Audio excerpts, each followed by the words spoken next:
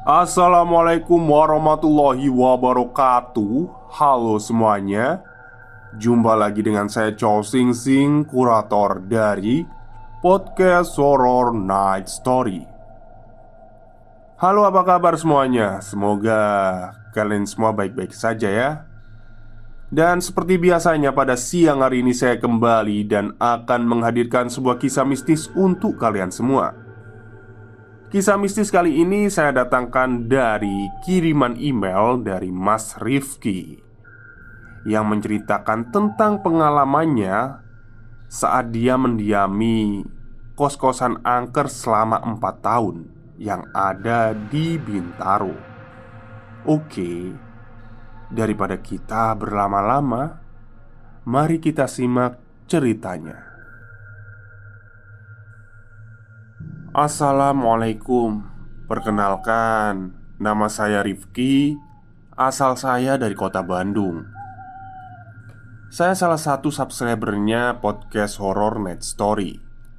Saya sebenarnya sudah lama sekali ingin menceritakan kisah saya pada podcast Horror Night Story. Kejadian ini saya alami sejak tahun 2012.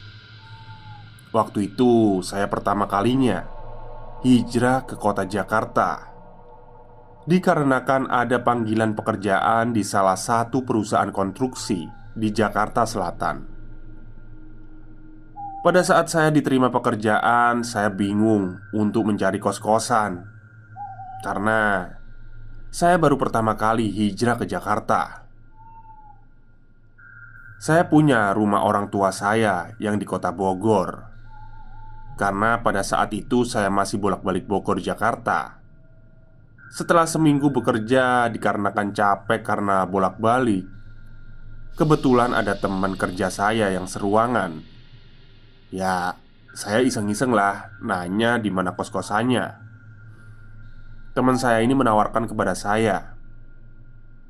Pada saat itu teman saya yang bernama Iqbal bilang kepada saya gini, "Udah, sekamar aja sama aku. Kebetulan aku sendiri. Dan kebetulan juga harganya sangat murah kok. Dihitungnya per kepala. Jadi dalam satu kamar per kepalanya hanya Rp150.000." Mendengar tawaran itu saya langsung tertarik. Karena untuk tinggal di kota besar seperti Jakarta masih ada harga yang sangat murah sekali. Tanpa pikir panjang, saya langsung mengiyakan tawaran teman saya itu. Keesokan harinya, saya dari rumah ambil pakaian saya dengan niatan supaya pulang kerja bisa langsung ke kosan. Setelah pulang, saya langsung datang bersama teman saya, Iqbal, ke tempat kos di mana ia tinggal. Saya kaget melihat kondisi rumah yang lumayan gede, tapi kelihatan tua juga, tidak terurus, dan penerangannya juga sangat minim. Jadi, kalau saya detailkan tata letak rumahnya itu begini. Jadi, di lantai bawah itu penghuni si pemilik rumah. Sedangkan yang disewakan untuk kos-kosan itu yang ada di lantai 2. Nah, di lantai 2 ini ada ruangan tengah yang cukup besar dengan lampu yang agak remang. Di atasnya ada 3 kamar dan 1 kamar mandi, serta balkon yang menghadap ke belakang rumah. Di depan kamar mandi ada sofa dan meja. Di belakang rumah ada pohon rambutan dan kolam ikan yang kondisinya terbengkalai, tidak terurus sama sekali. Di situ saya sebenarnya sudah curiga karena rumah segede itu dengan anak pemilik kos yang dimana laki-laki semua, tapi kok bisa-bisanya di area rumah itu kotor dan berdebu. Jadi di atas yang terdiri dari 3 kamar itu terisi semua. Dan setiap kamar mempunyai ukuran yang cukup besar. Karena dalam satu kamar untuk menyimpan 3-4 kasur itu muat. Nah, kejadian pertama yang saya alami pada saat pertama kali tidur di malam itu. Jadi, sekitar jam 2-an saya ingin ke kamar mandi untuk kencing. Nah, kebetulan di depan kamar mandi di antara kamar tidur itu ada sofa dan meja.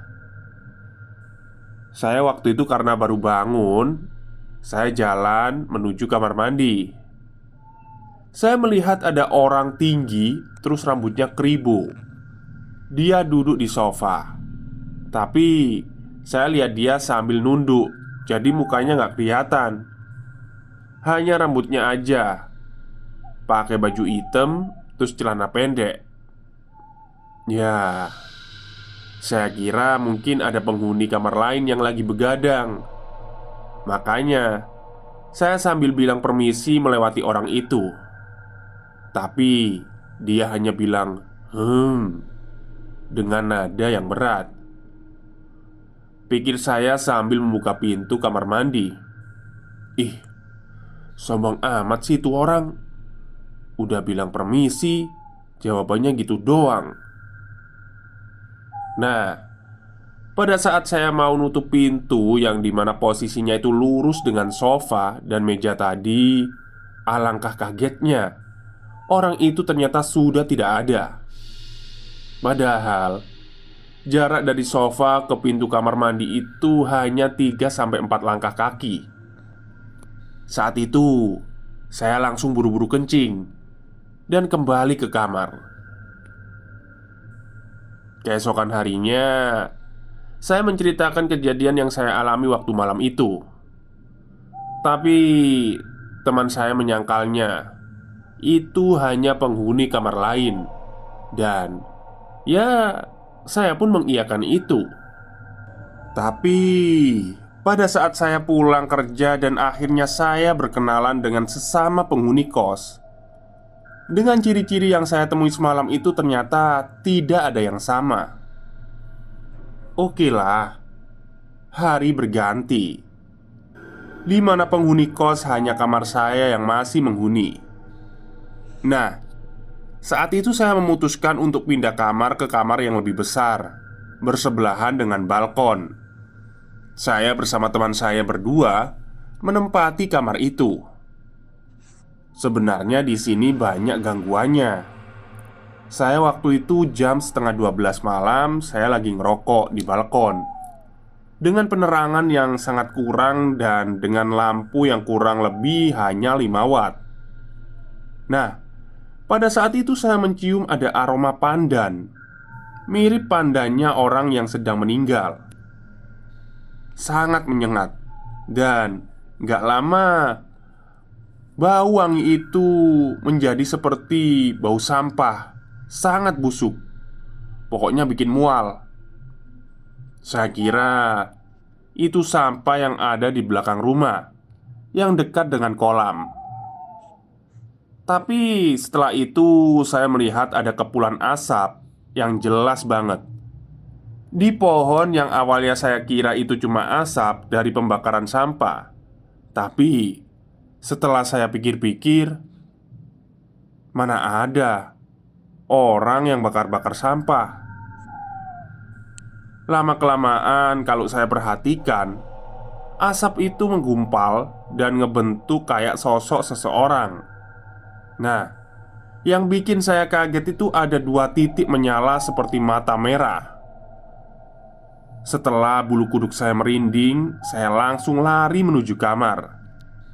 Hingga teman saya bertanya, "Kamu kenapa? Kayak orang ketakutan gitu?" Terus saya bilang, "Ah, gak apa-apa kok, Bal." Setelah itu, setelah jam 12 malam ke atas, pasti di atas kamar itu ada bunyi gluduk-gluduk, kayak suara plafon dipukul-pukul atau diinjek-injek. Awalnya sih saya kira itu mungkin hanya tikus. Tapi lama-kelamaan kok aneh ya. Kenapa saya bilang aneh? Karena bunyinya itu setiap jam 12 malam. Dan pasti pas posisi teman saya tertidur atau pas saya lagi begadang sendirian. Karena saya juga tipe orang yang susah untuk tidur, hari pun berganti. Saat saya iseng nanyain ke paman saya yang ada di kota Bandung, saya kaget. Karena paman saya bilang kalau rumah itu banyak makhluk halusnya, terutama yang ada di kamar. Ada sesosok genderuwo yang sangat jahil. Itu yang suka bikin berisik.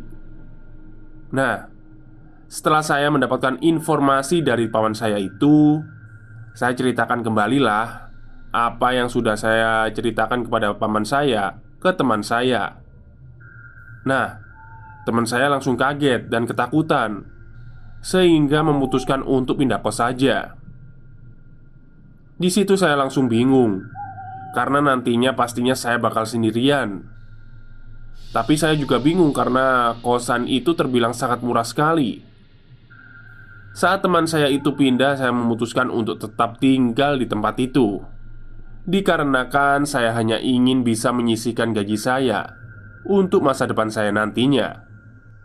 Di saat posisi saya hanya saya yang menempati kosan itu, di mana hanya kamar saya yang menyalakan lampunya. Waktu itu saya pernah dikarenakan lampu ruangan tengahnya itu agak remang, saya berinisiatif untuk beli lampu baru dengan cahaya yang lebih terang. Saya ingat waktu itu saya beli lampu yang 11 watt. Warnanya putih dan mereknya terkenal. Kualitasnya juga bagus. Waktu pulang kantor, saya langsung ganti lampu ruang tengah bersama anak si pemilik kos. Nah, waktu paginya lampunya mati. Saya kira mati lampu karena saklarnya memang dimatiin. Tapi ketika saya lihat saklarnya posisinya masih on, saya cetek-cetekin lah. Ternyata memang gak nyala. Untuk itu saya berinisiatif untuk tukar lampunya, karena masih ada garansinya. Dan belum juga dipakai sehari. Setelah pulang kerja saya menukarnya lagi ke toko yang dekat kosan. Saya beli lampu itu. Nah, penjualnya nanya, "Kenapa lampunya bang?" Saya bilang aja, "Mati bang, nggak tahu kenapa. Soalnya saya pencet saklarnya aja nggak nyala." Terus si penjual bilang, "Ya udah nggak apa-apa bang, saya tuker aja sama yang baru." Nah, setelah saya tuker dan setelah sampai di kosan, saya langsung pasang lampunya. Setelah itu saya mengerjakan skripsi. Karena waktu itu saya juga memang statusnya sebagai mahasiswa. Nah, lagi asyik bikin skripsi dan pintu kamar yang kebuka menghadap ke ruangan tengah. Saya dikagetkan dengan lampu yang sudah saya pasang tadi tiba-tiba meledak. Sontak saja saya langsung kaget. Saya kira mungkin itu memang arus listriknya yang bermasalah. Tapi yang bikin kaget lagi, pintu kamar yang kebuka itu tiba-tiba nutup sendiri dengan kenceng banget. Gebrak. Asli, jantung saya mau copot saat itu. Makanya saya putuskan untuk tidak melanjutkan pengerjaan skripsi dan lanjut tidur saja. Pernah saya waktu itu jam setengah 12, saya lagi ngerokok di balkon. Karena waktu itu malam gerah banget, akhirnya saya ngerokok sambil minum es teh. Awalnya saya mencium aroma pandan lagi. Tapi ya udahlah, saya tidak mempedulikannya. Dan gangguan gak sampai di situ. Saya lanjut lagi ngerokok dan tiba-tiba ada yang melempar saya dengan batu kecil di pojok balkon. Otomatis kan saya ngelirik dong siapa yang melempar batu. Ketika saya ngelihat di pojok balkon, saya lihat ada bayangan hitam gede dengan mata merah. Ada gigi taring yang menjulang. Refleks, saya ngelempar rokok itu sambil bilang, "Nih, kalau mau rokok." Setelah itu saya langsung tutup kamar dan lanjut maksain untuk tidur. Pernah suatu malam juga, saat itu lagi hujan gede banget, ditambah mati lampu. Nah, di situ saya sudah ngerasa uji nyali aja. Udah tahu kalau sekamar sama genderuwo. Saya waktu itu iseng sambil ngerokok di kamar. Nah, pas saya nyalain korek kan otomatis di ruangan kamar saya ada sedikit cahaya. Saya ngelihat ke sudut kamar. Saya ngelihat ada kaki orang, tapi berbulu, gede banget, sampai nembus plafon. Jadi dari jari-jarinya aja sampai mau ke lutut itu yang kelihatan. Nah, saya kaget banget dong. Langsung saya tutupin mata pakai bantal sambil baca-baca ayat yang saya bisa. Ada kejadian lagi. Waktu itu pas saya lagi capek-capeknya pulang kerja. Saya mandi, terus langsung mau tidur. Nah, saya kan kalau tidur itu suka nggak pakai baju ya. Karena maklum lah, di Jakarta itu kan panas banget. Makanya saya tidur suka pakai celana dalam aja, tanpa pakai baju. Nah, saya ingat banget, maksudnya itu celana biasa ya, bukan celana dalam ya, sorry. Nah, saya ingat banget pas mata saya setengah merem itu dari ujung kaki sampai ujung perut ada yang ngusap-ngusapin. Kerasa banget kalau ada bulu-bulunya gitu, dan dingin banget kayak es. Terus telinga saya kayak ada yang niup kenceng banget.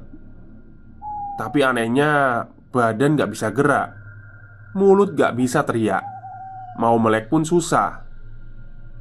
Kejadian seperti itu saya alami dalam 3 malam berturut-turut. Sampai akhirnya setelah itu saya gak berani tidur di kosan. Makanya sempat selama 1 minggu saya tidur di kosan teman saya. Nah, saya mau cerita lagi nih. Saya dulu kan seorang yang suka minum minuman alkohol ya. Saya inisiatif lah kalau alkohol itu bisa jadi obat tidur bagi saya.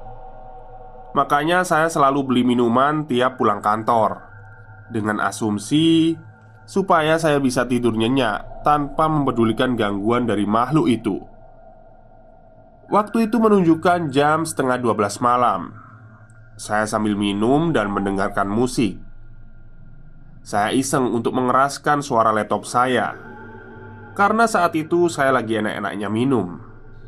Dan benar, tiba-tiba saya mendengarkan suara gluduk-gluduk di atas plafon itu. Jadi, pikiran saya waktu itu semakin kita berisik, maka semakin berisik juga suara geduk-geduk di atas plafonnya. Tapi karena waktu itu saya lagi enak, saking saya kesal, saya angkat botol dan tantangin dia untuk turun dan minum bareng saya. Dan kesalnya lagi, saya lempar botol minuman itu ke atas plafon sambil teriak, "Bodoh amat, lu berisik, gak ngaruh sama gue mau tidur." Nah, setelah saya tahu caranya untuk supaya percaya diri melawan makhluk itu, hampir tiap malam saya minum hanya untuk supaya bisa tidur dengan nyenyak. Pernah waktu itu teman kantor saya dan teman kampus saya mau nginep di kosan saya. Dengan senang hati saya sambut. Nah, jadi duluan yang datang ke kosan teman saya itu dibandingkan teman kampus saya. Teman kantor saya ini ngajakin makan dulu karena dia bilang lapar. Nah, saya ajaklah dia keluar untuk makan dulu. Sesudah saya makan, balik lagi lah ke kosan. Saya melihat teman kampus saya lagi nungguin di depan gerbang.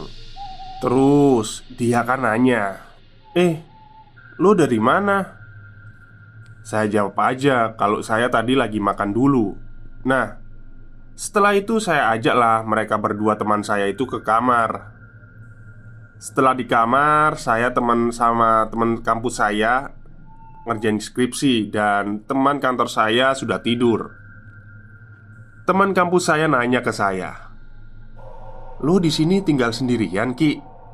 Ya saya jawab, "Iya, emang kenapa?" Teman saya tadi bilang lagi, "Tadi pas saya nungguin di depan gerbang, saya ngelihat ke atas yang ada jendelanya. Saya ngelihat ada orang keribu lagi ngebelakangin. Soalnya meskipun lampunya gelap, tapi masih kesorot lampu jalan." "Ah, yang bener, lu nggak bohong kan?" kata teman saya.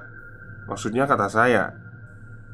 Teman saya bilang, "Sumpah Ki, saya lihat banget."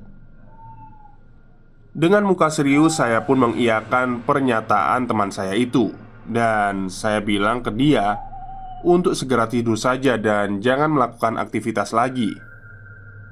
Nah, keesokan harinya setelah pulang kerja, saya penasaran dengan apa yang sudah saya alami selama ini. Saya ngobrol dengan ibu yang punya kosan. Saya menceritakan semua yang terjadi. Dia cukup tersenyum dan bilang begini, "Di sini memang banyak, Ki. Makanya ini rumah sebenarnya ibu sewain bukan karena butuh uang, tapi biar keisi aja, supaya rumahnya nggak sepi." Dalam hati saya, pantesan harganya murah banget. Jadi itu alasannya. Nah, setelah saya ngobrol dengan ibu punya kos sekitar jam 11-an, saya ke atas. Saya lanjut bersih-bersih. Dan pas banget saya ingin tidur. Tiba-tiba ada suara di balkon samping kamar saya. Sedang banting-banting barang gitu. Gak jelas banget lah. Karena saya feeling itu bukan kucing, saya lanjut tidur dengan menggunakan headset agar tidak terlalu terdengar. Keesokan harinya, pas saya mau berangkat kerja, kebetulan saya bertemu dengan si ibu kos yang lagi duduk di meja makan. Saya pun dipanggilnya dan dia bertanya, "Semalam dengar suara berisik gak?" Ya saya jawab, "Iya bu, emang kenapa bu?" "Jadi gini, semalam pas ibu mau ke kamar mandi, ada suara berisik di luar. Ibu kira itu kucing. Terus ibu inisiatif lah ngecek. Nah, pas buka pintu belakang, tiba-tiba suaranya hening. Dan anehnya, ketika pintu itu ditutup, suara itu muncul lagi dan lebih kenceng. Makanya si ibu kos penasaran dan balik lagi ke belakang untuk ngecek. Akhirnya sama aja lah, hening gak ada apa-apa. Si ibu lalu inisiatif ambil Al-Quran dan mengaji sampai adzan subuh. Setelah itu, ibu kos berkata kepada saya, "Mungkin yang di atas denger ya Ki, tentang apa yang kita obrolin kemarin, makanya dia langsung marah." Ya, terus saya jawab, "Mungkin ada benernya juga bu." Waktu pun berjalan saking bosennya. Saya diganggu oleh genderuwo itu. Akhirnya saya biasa aja dan tidak mempedulikannya sama sekali.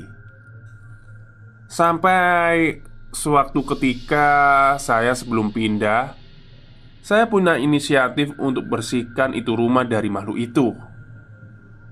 Saya dengan izin yang punya rumah atau si ibu kos, saya ingin manggil teman ibu saya yang kebetulan seorang ustadz yang biasa membersihkan rumah dari gangguan goib.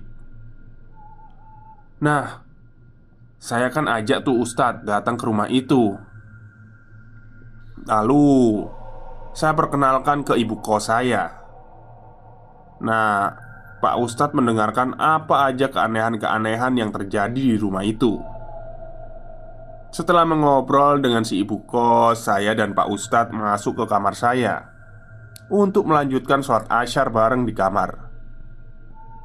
Setelah sholat Asyar berjamaah, saya disuruh untuk duduk di belakangnya dan kalau bisa bantu untuk zikir. Tapi Ustadz itu berpesan jangan ganggu saya pas lagi zikir biar khusyuk. Oh, maksudnya itu jangan ganggu Pak Ustadznya ya waktu zikir. Ya udahlah, saya nurut apa yang dia perintahkan. Gak lama dari dia berzikir, jelas banget saya ngelihat ada bayangan hitam besar muter-muterin Pak Ustadz gitu. Saya mau lari sebenarnya, tapi nggak bisa. Cuma bengong aja ngeliatin tuh bayangan. Nggak berapa lama, bayangan hitam itu seperti asap rokok dan hilang. Nah, setelah zikir selesai, Pak Ustadz berbicara dengan ibu kos untuk supaya rumahnya dirawat dan dibersihkan, serta lampunya dinyalakan supaya terang dan supaya lama-kelamaan makhluk itu nggak balik lagi.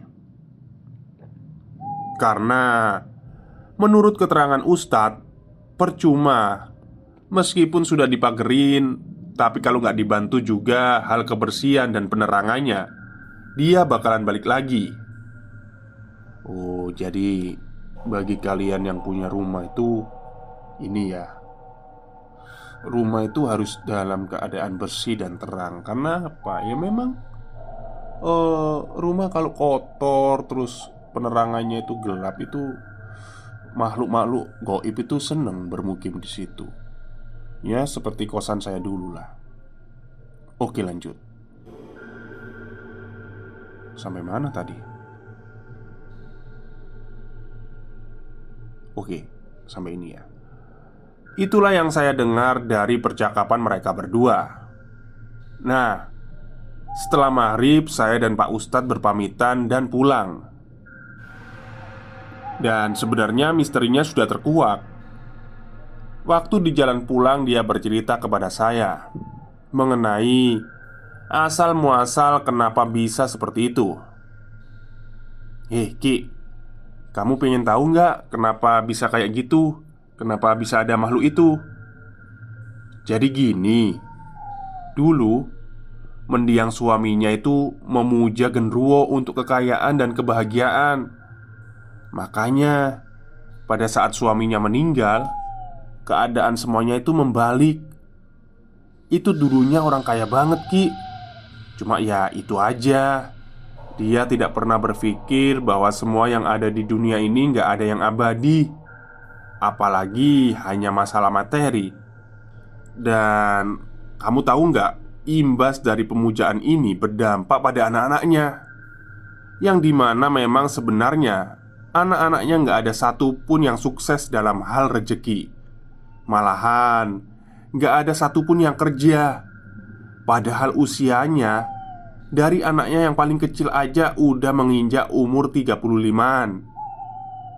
Jadi Pak Ustadz bilang rezeki anak-anaknya itu sudah diambil oleh bapaknya selama dia hidup.